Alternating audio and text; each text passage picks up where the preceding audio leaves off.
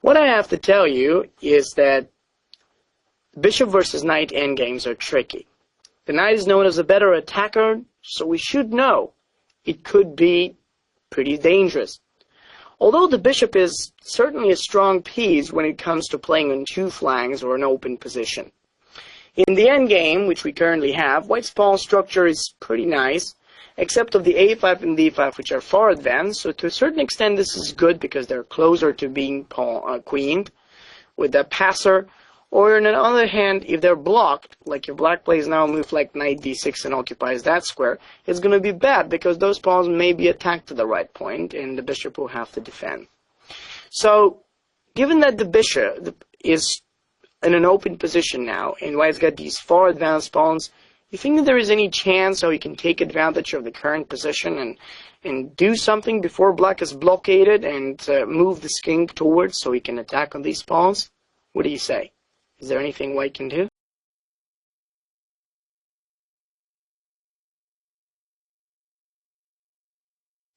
Sure thing, we can do the move of d6. That move is powerful.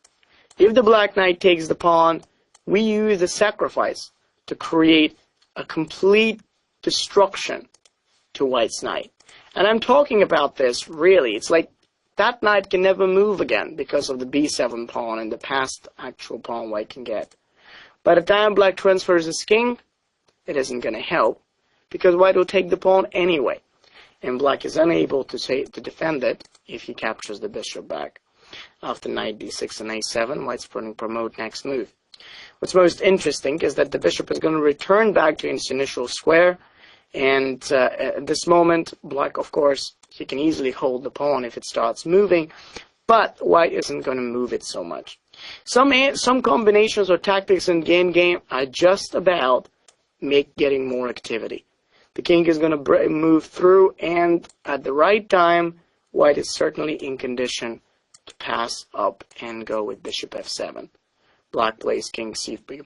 He can go with a move like g5. I have to admit it. It's an interesting possibility just to get the pawn to push the pawn. But white then has the chance to move even with bishop to g6.